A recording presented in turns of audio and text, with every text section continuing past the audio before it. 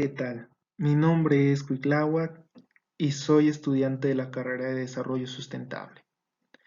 Antes de comenzar el video, y al ser mi primer video en YouTube, quisiera pedirte tu apoyo con un comentario para poder mejorar la edición e incluso complementar información, también para saber qué temas nuevos, sean derivados de este video o no, te gustaría conocer acerca del desarrollo sustentable.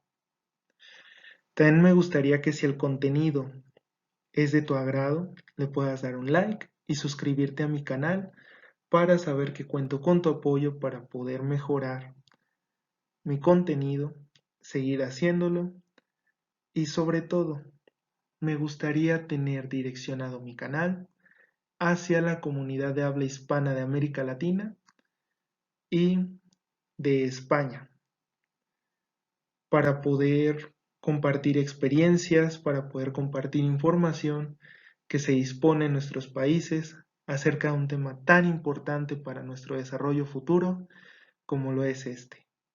Sin más que decir, comencemos.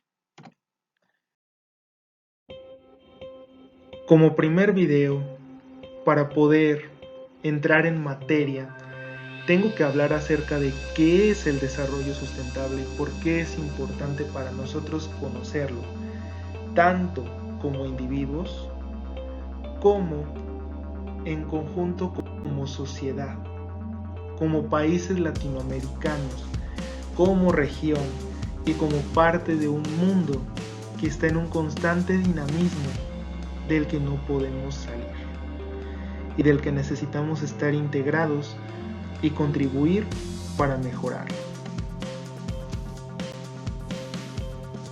El concepto que tenemos que desarrollar es el de desarrollo sustentable. Tenemos varias definiciones. La primera es la de la Reunión Mundial sobre Medio Ambiente de Estocolmo de 1972. Esta reunión de medio ambiente tiene como precedente que se plantean por primera ocasión de manera muy seria los temas relacionados a cómo el ser humano se relaciona con los ecosistemas. Cómo es de que converge la sociedad con la naturaleza. Y aquí se fundamentan los tres pilares del desarrollo sustentable, que son mantener en orden los aspectos ecológicos, sociales y económicos.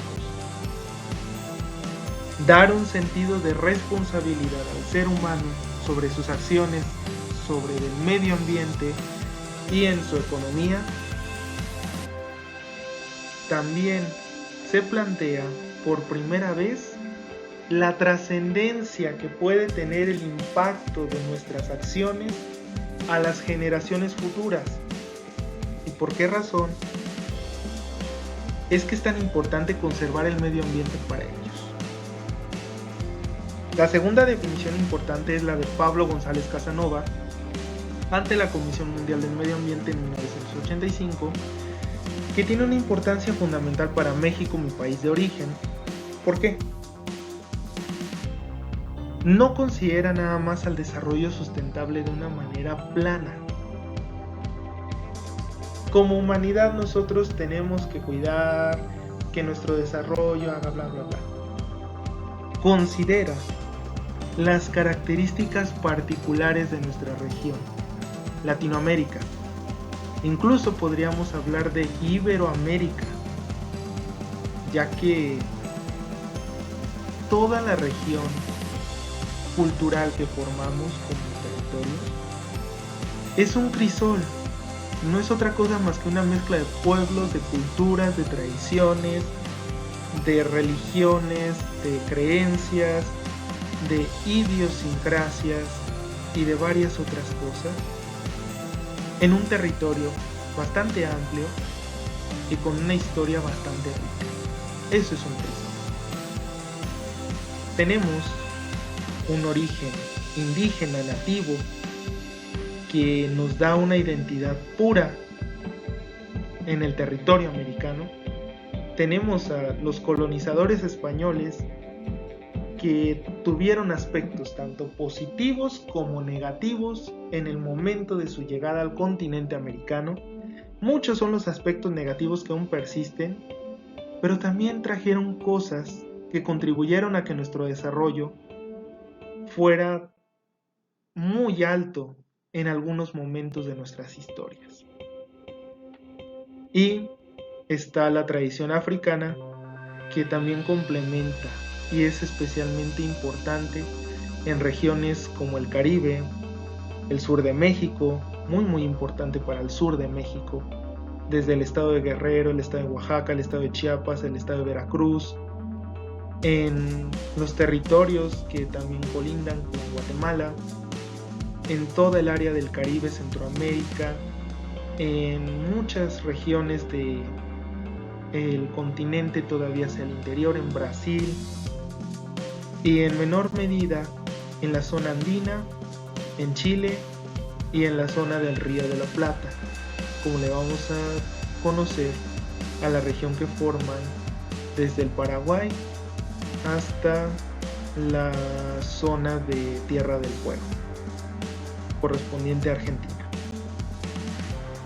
Y por último tenemos la definición de la noruega Gro Harlem Brundtland de 1987, que es la que utilizan instituciones como la FAO, la Unión Internacional para la Conservación de la Naturaleza, por sus siglas en inglés, IUCN, y el Programa de Naciones Unidas para el Medio Ambiente. También lo utilizan muchos gobiernos, muchas instituciones regionales, por ejemplo la OEA fue una de las que asimiló este concepto.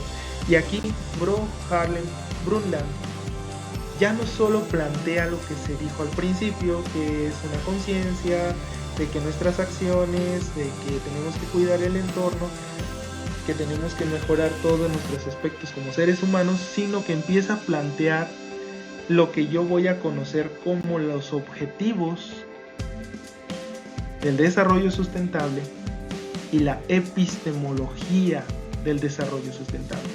El desarrollo sustentable no necesariamente tiene por qué ser un movimiento político o parte de un movimiento político, porque de hecho Brundtland denunció el uso del desarrollo sustentable con fines político-electorales en muchos países del mundo, tanto en Europa, en Estados Unidos, en América Latina, en Asia, en fin. ¿Y por qué no necesariamente debe de ser así?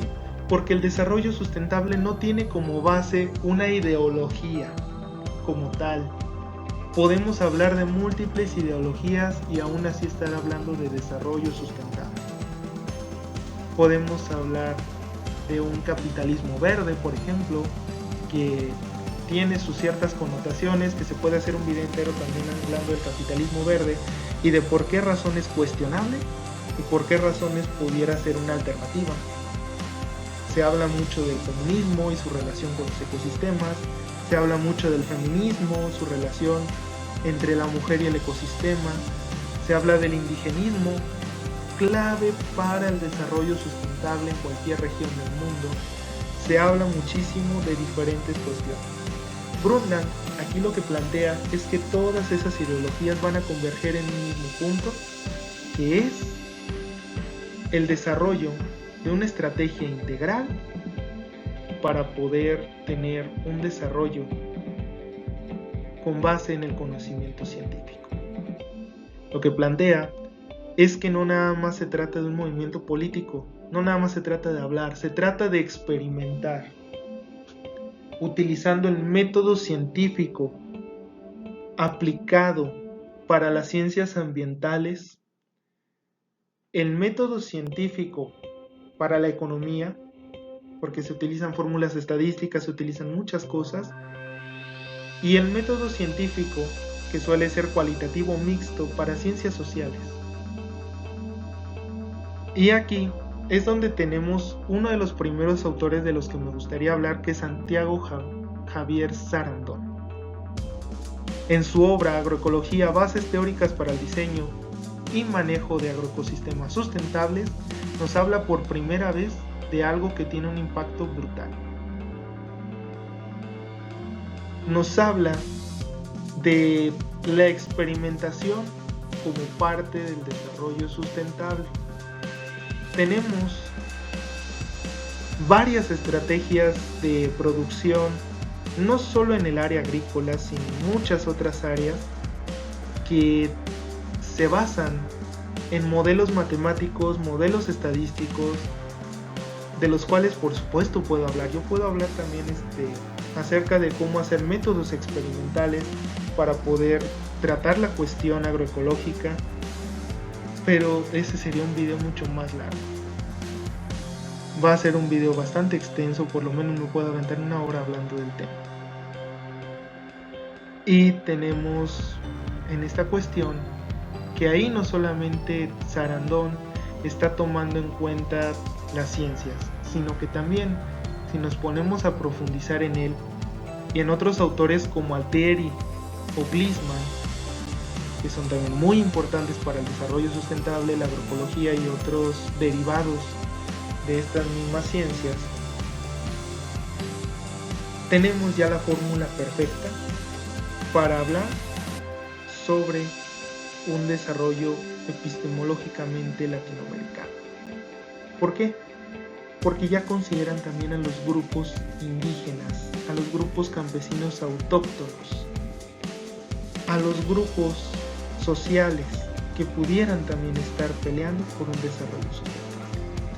Por último, quisiera hablarles de una definición propia antes de entrar en una materia de características del desarrollo sustentable.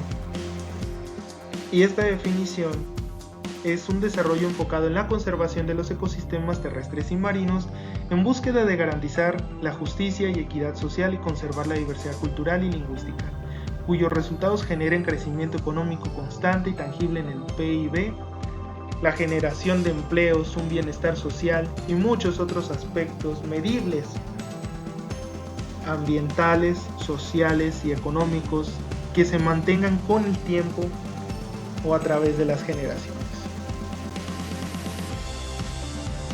Cuando nos ponen a hacer un ejercicio de reflexión en la carrera acerca de qué es para nosotros el desarrollo sustentable, debemos de considerar todos y cada uno de los aspectos que ya les mencioné.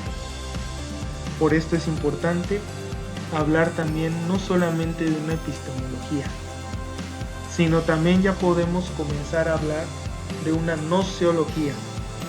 Podemos comenzar a hablar de muchas otras cuestiones que ya involucran al desarrollo sustentable como una parte integral del conocimiento de la humanidad.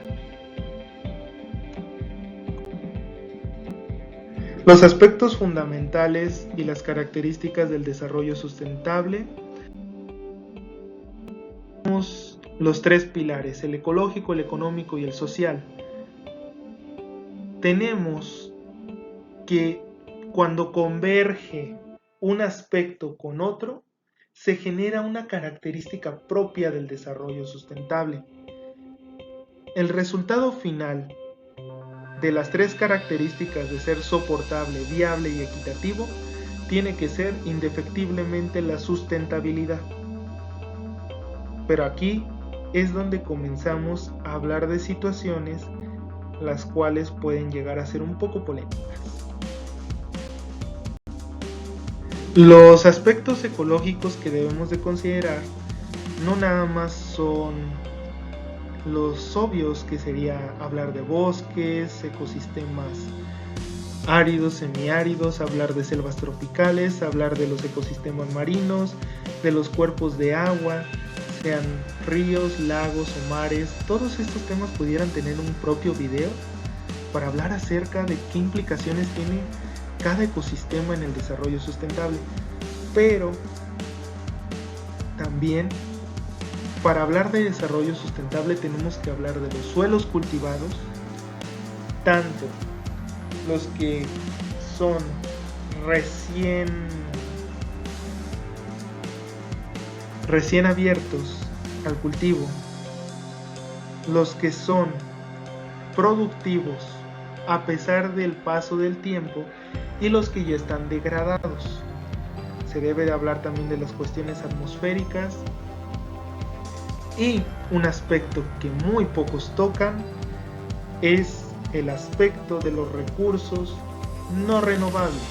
Por supuesto que pueden entrar en el desarrollo sustentable los recursos no renovables, como lo son las piedras preciosas, oro, plata, los minerales como el cobre, el estaño, el hierro, el zinc, el plomo, muchos otros productos que se obtienen del subsuelo.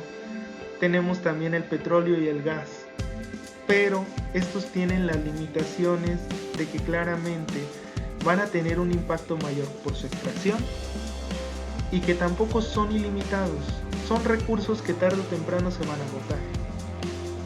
Por lo tanto, aunque pueden entrar dentro de un plan íntegro de desarrollo, no deben de ser considerados como algo esencial.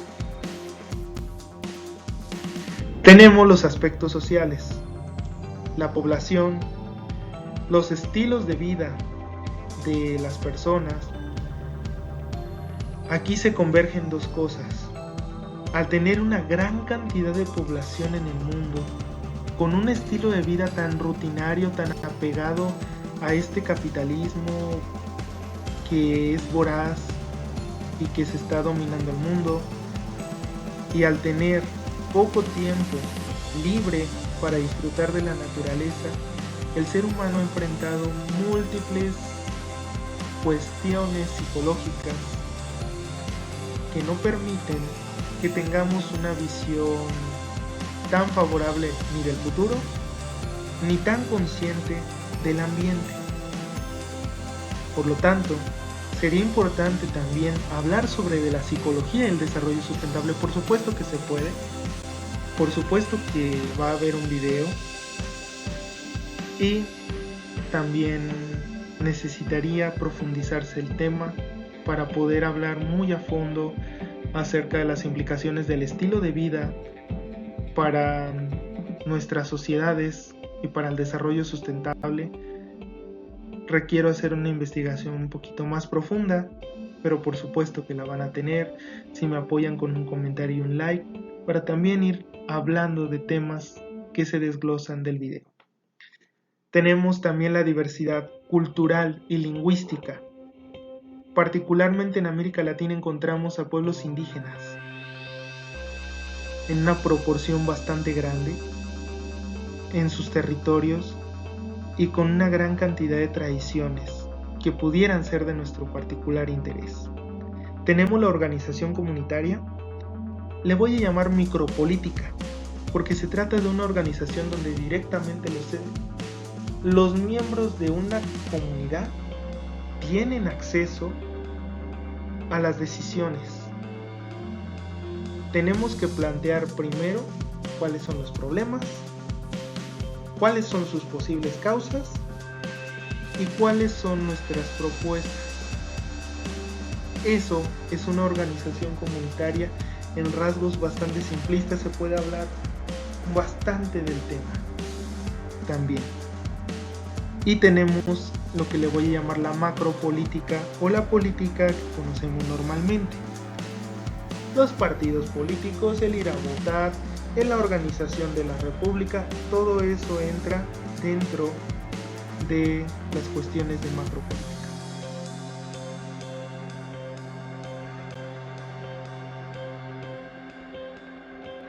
Económicos, vamos a resumirlo de manera sencilla, en que tenemos la agricultura, la ganadería y las demás actividades primarias, la extracción de los bosques, la minería, la pesca, en fin.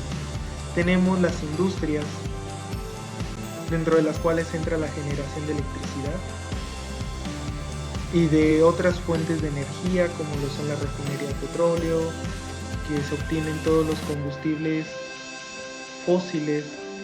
No nada más es gasolina, también se obtiene propanos, tolueno, muchas cuestiones que se pueden utilizar para el funcionamiento de maquinarias y en general para dotar de energía a la sociedad. Tenemos los servicios públicos, que son bastante importantes para nosotros.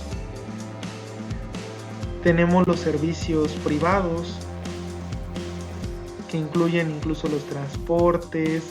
Tenemos los servicios de toda índole, financieros, comerciales. Tenemos también los diferentes servicios que tienen que ver con la administración pública, la seguridad, la salud, en fin. Y tenemos el consumo.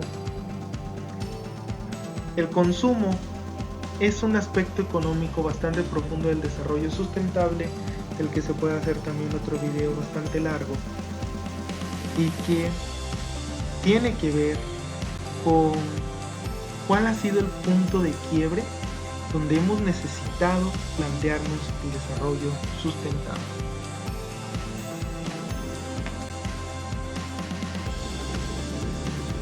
Bien, ahora hablaremos de las características en concreto del desarrollo sustentable.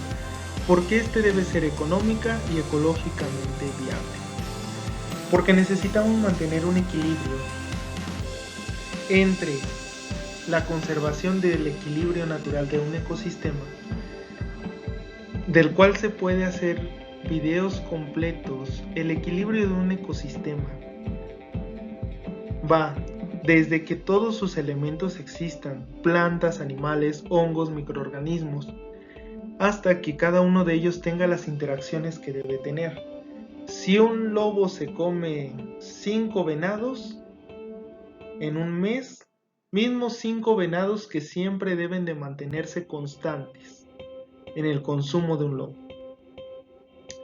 Si el lobo de repente se enferma y solo se come uno al mes, entonces ya tenemos un pequeño problema. Y por supuesto también tenemos que mantener la viabilidad económica. Si no estamos ganando nada conservando el ambiente, ¿qué persona en su sano juicio va a arriesgar un negocio? Va a arriesgar una fuente de ingresos que es vital para que él tenga su propio sustento, que tenga su propio dinero, su propia casa, en fin. Si eso no es viable, la gente no lo va a hacer. Por lo tanto, tenemos que encontrar un perfecto equilibrio entre la ecología y la economía. ¿Por qué debe ser ecológica y socialmente soportable?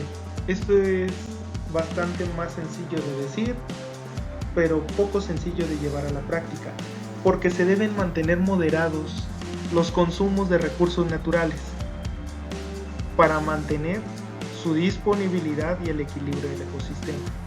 Es fácil decir que debemos moderarnos en el consumo, pero hay muchos aspectos que como sociedad no estamos considerando completamente. Países como Brasil y México tenemos problemas graves de sobrepoblación, más de 100 millones de habitantes uno, más de 200 millones el otro. Para muchos otros países de América Latina, sustentar una población mayor a 30 millones de habitantes también ha sido un problema bastante difícil. No se diga casos como Colombia con sus casi 50 millones. También estamos hablando de que no se reparte equitativamente ni los recursos ni las riquezas, porque más adelante veremos que hay razones sociales bastante graves para que esto no ocurra. ¿Y por qué debe ser social y económicamente equitativo?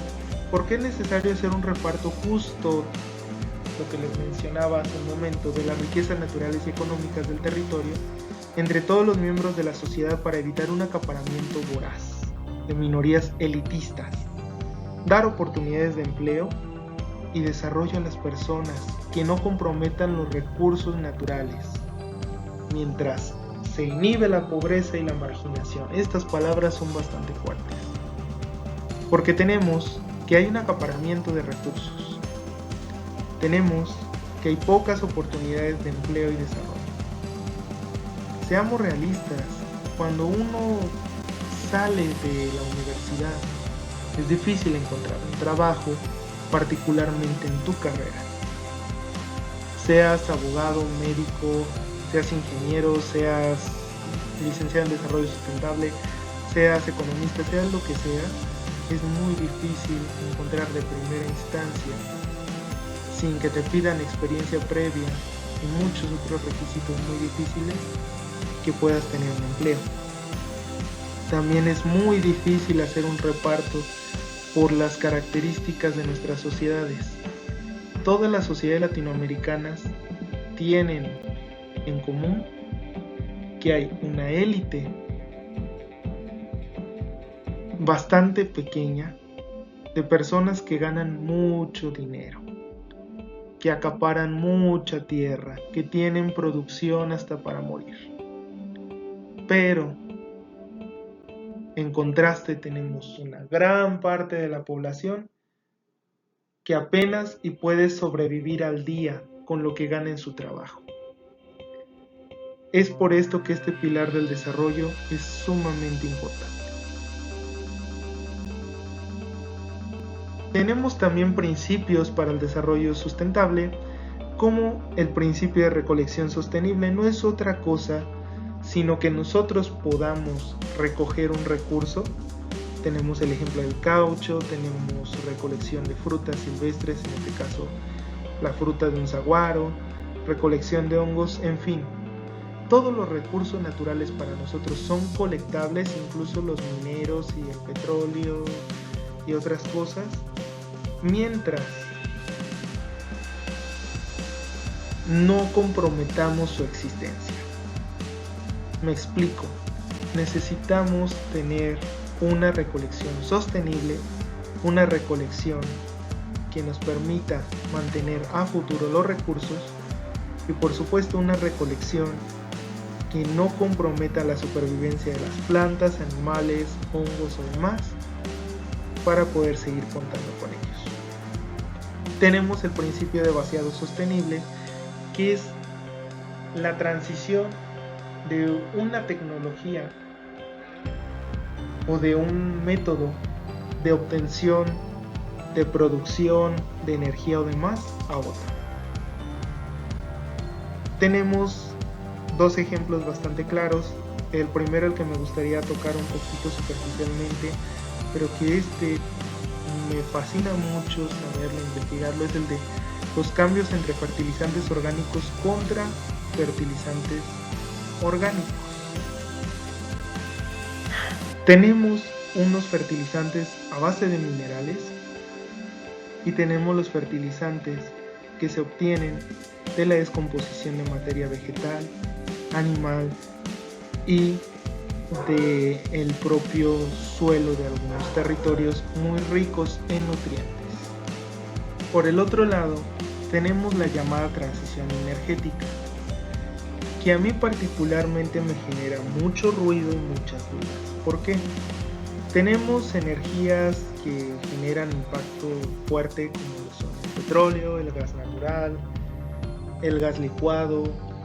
Tenemos también todos los demás derivados de la refinación. Pero por otro lado, tenemos energías que, entre muchas comillas, nos prometen ser limpias, seguras, amigables con el entorno. Pero ¿qué ocurre?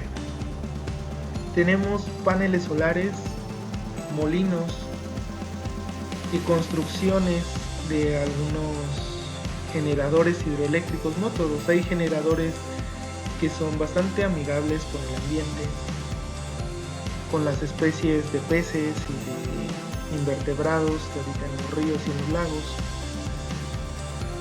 Pero ¿qué ocurre con otras construcciones? Hay unas que bloquean completamente el paso de la fauna acuática, impidiendo que lleven sus procesos de migración o de reproducción adecuadamente. Y tenemos las minas, que para obtener un panel solar se necesita devastar bastante territorio para obtener elementos como el galio, el aluminio, para obtener los soportes de hierro, para obtener también las aspas de un molino. En fin, la devastación minera es bastante más grande cuando se trata de energías renovables, los impactos en el entorno también, porque no nada más se trata de, por ejemplo, las hidráulicas bloquean el paso, las solares literalmente pueden rostizar un ave, los molinos pueden afectar con contaminación acústica y también generar daños en las aves. Y tenemos una situación bastante complicada. Pueden ser energías alternativas, por supuesto que sí, pero tienen muchísimos problemas aún por delante. El principio de emisión sostenible, que no es otra cosa sino que podamos evitar tener residuos acumulados en los ecosistemas y en los territorios. Nuestros residuos, en un supuesto, no deben ser mayores que la capacidad de carga de los ecosistemas para absorberlos. Pero tenemos toneladas de basura, tanto generadas en las ciudades, como también generadas por los residuos agrícolas, ganaderos y de algunas otras industrias primarias. E incluso tenemos residuos peligrosos. Los residuos principalmente químicos, que son derivados de industrias, como los ácidos, particularmente los ácidos que tienen una composición simple, como los ácidos clorhídricos, fluorhídricos, sulfídricos, los nitratos y nitritos que se liberan también en algunas ocasiones sin ningún control y que pueden causar efectos tanto en la salud del ecosistema como los daños que se generan a los cuerpos de agua. Si han sido observadores en alguna ocasión, pueden ver que se están haciendo cada vez más plantas acuáticas en algunos territorios, y eso es una contaminación que reduce el nivel de oxígeno disponible en el agua y va a terminar por destruir ese ecosistema. Tenemos los residuos radiactivos, los residuos del petróleo y muchas otras cosas que dañan el entorno. Tenemos también el principio de selección sostenible de tecnologías. La selección sostenible no es otra cosa sino saber qué tecnologías cambiar para poder tener mayor eficiencia, para poder lograr una vida realmente sustentable. Lo que ustedes pueden ver en la imagen inferior izquierda es una planta de tratamiento de biomasa, que puede ser heces fecales, restos de podas, restos de animales, en fin, todos los restos orgánicos que a ustedes se les ocurran, se dejan dentro de una cámara, similar al proceso para hacer humus de lombriz o fertilizantes orgánicos, pero a diferencia esta tiene que estar cerrada para permitir que los microorganismos hagan su acción, pero al mismo tiempo colectar los gases que principalmente son el metano y algunos otros derivados. Tenemos también gases de azufre, los cuales nos pueden servir como combustible. Podemos también sacar líquidos como producto de las lixiviaciones, que pueden ser también combustibles, por supuesto.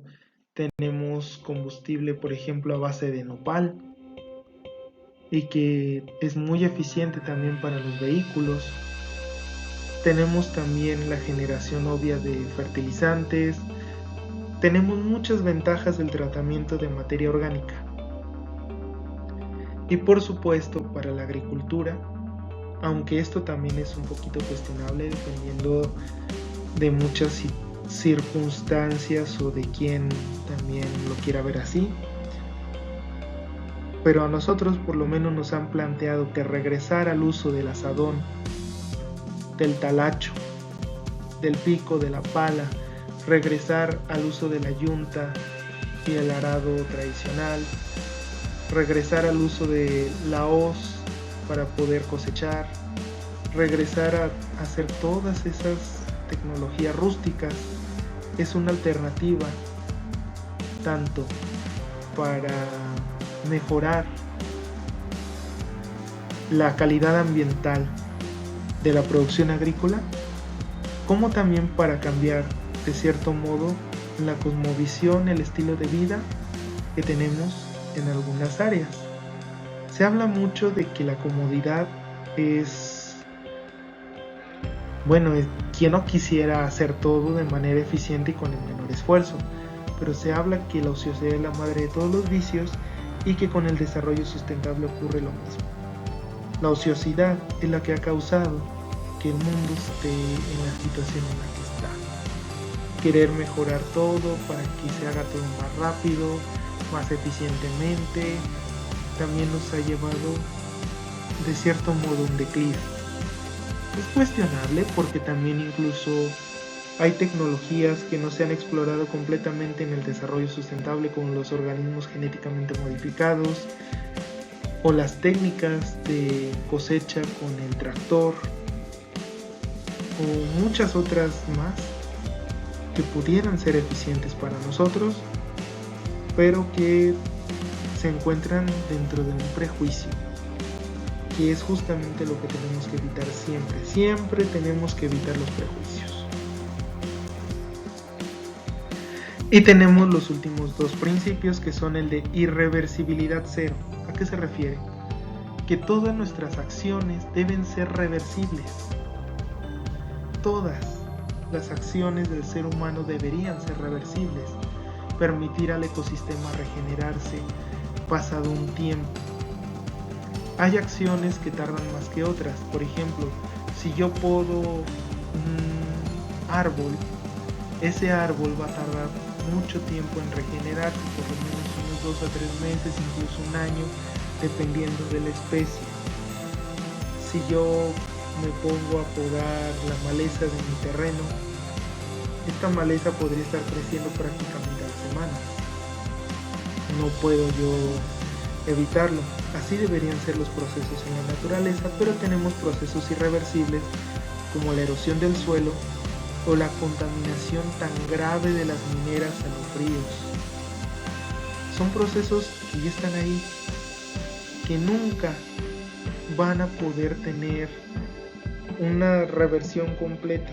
Por más que intentemos restaurar el ecosistema, conservar ese suelo o enmendarlo, limpiar esas aguas, no va a regresar jamás a su estado original. Va a ser muy difícil que los seres vivos vuelvan a habitar esos lugares degradados. Y van a ocurrir bastantes situaciones que comprometen a la vida humana. Y por último tenemos el desarrollo equitativo, que normalmente lo vemos.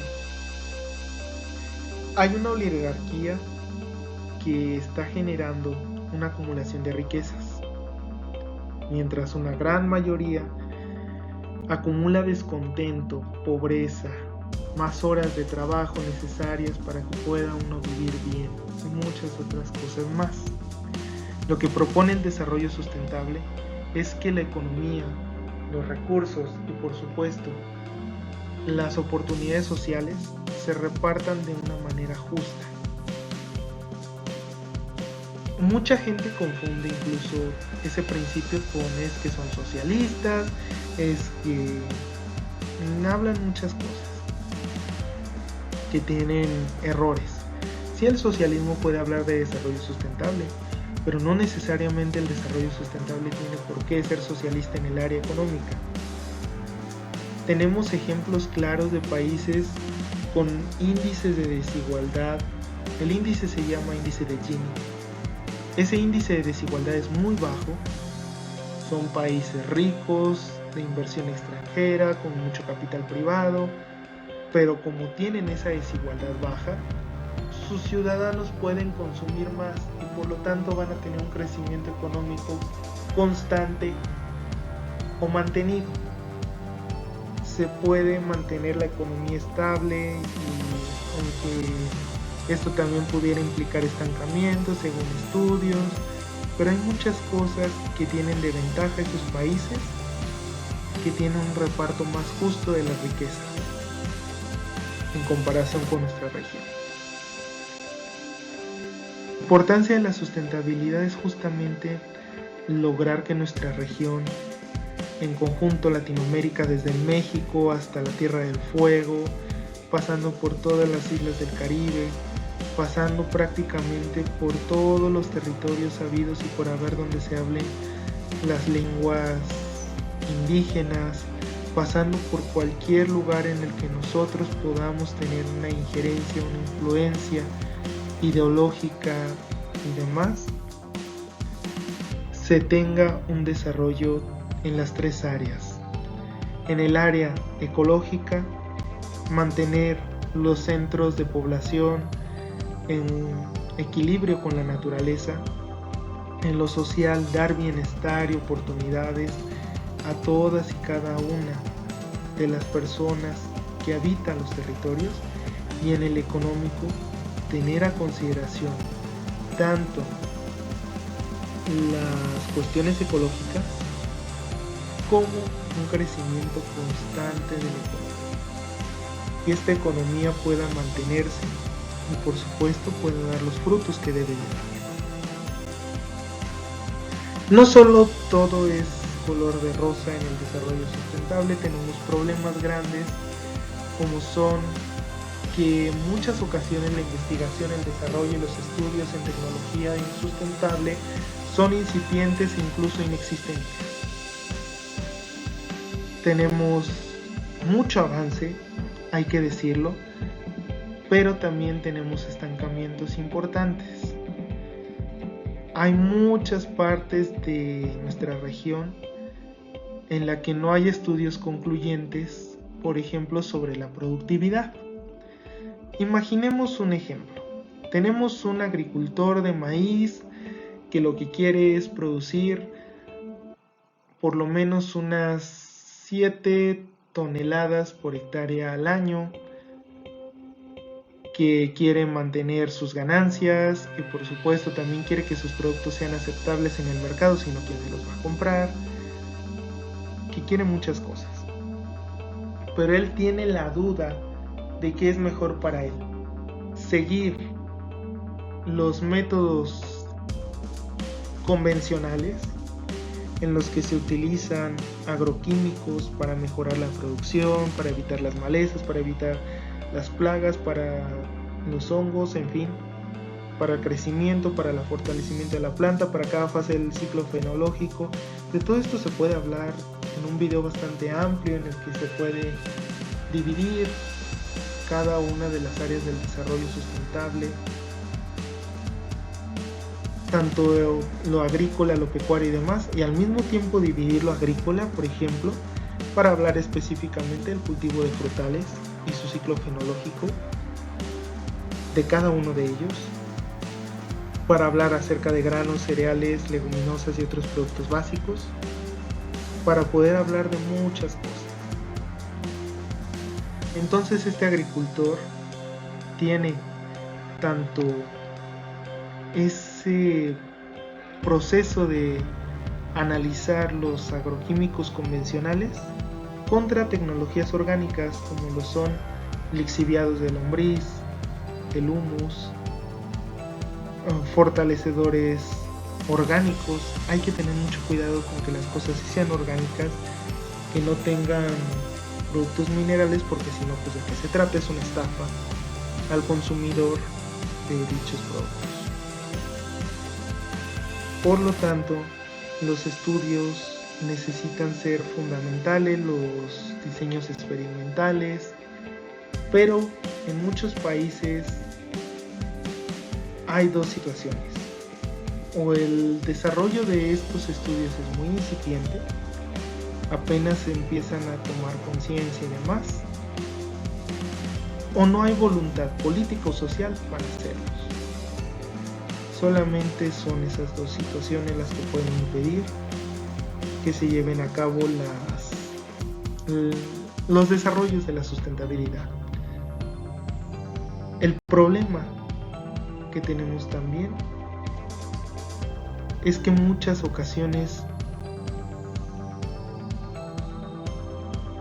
una voluntad, falta de educación y conciencia ambiental en la población. ¿Por qué? En la imagen superior izquierda, por ejemplo, tenemos a una lechuza, la cual fue capturada en el estado de Durango, en México, hace ya aproximadamente unos 4 o 6 años, no recuerdo muy bien, yo apenas iba en la preparatoria, pero decían que este animalito era una bruja que había sido capturada y fue quemada por los pobladores del lugar. Los animalitos, contrario a muchas creencias, no son brujas, no son demonios, no son chamucos, no son cosas que nos van a hacer daño. Son seres vivos que tienen una función en el ecosistema. Pero lamentablemente existe mucha ignorancia al respecto y ocurren incidentes como este. También la falta de conciencia ha generado toda la acumulación de basura que tienen nuestras sociedades, ha generado los incendios forestales. ¿Por qué? Hay 3 razones principales para los incendios. La quema dolosa, no recuerdo cómo se dice exactamente, pero es voluntario. Lo que hacen es quemar para lograr tener terrenos agrícolas donde sembrar aguacate, piña, guayabas, mangos, otras plantaciones tropicales para poder tener monocultivos. Es una situación adrede. Mientras que las otras razones son los descuidos de los campistas y los visitantes y las acumulaciones de materiales flamables en sustratos que no pueden contener la humedad.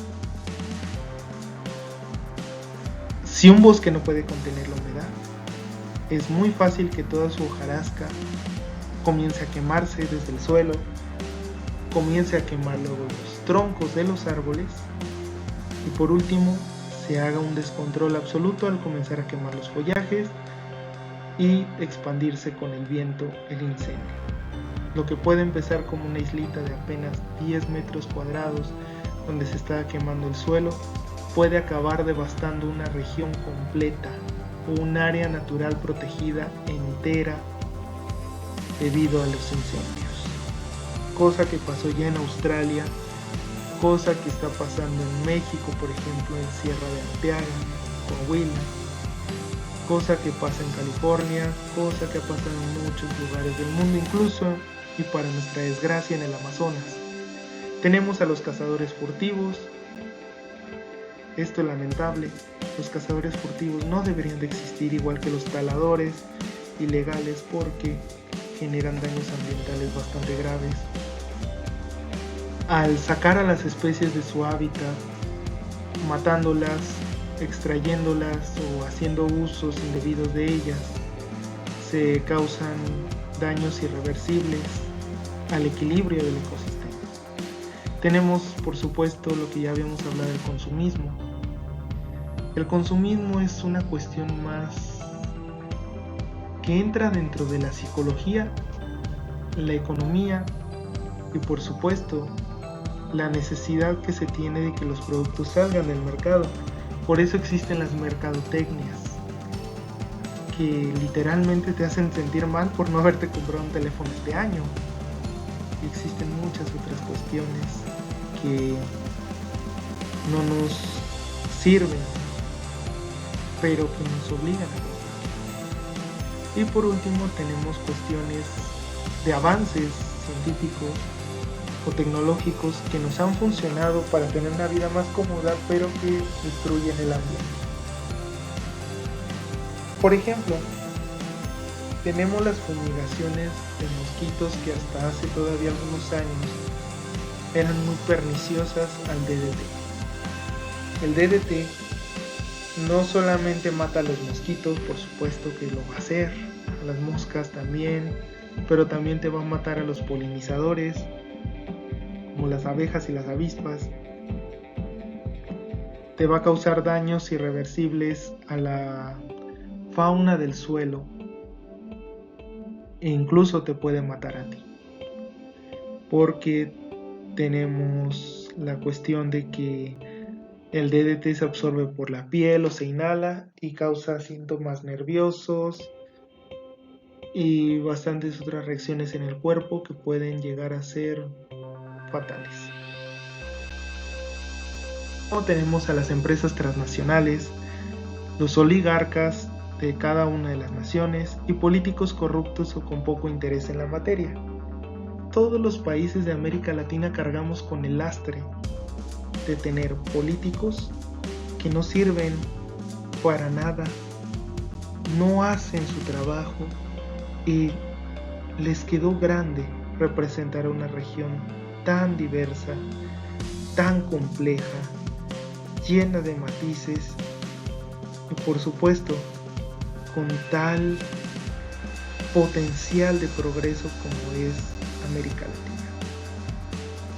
Sirven a intereses extranjeros, sirven a intereses económicos nacionales en las minas, en lo agropecuario, en la industria, en los servicios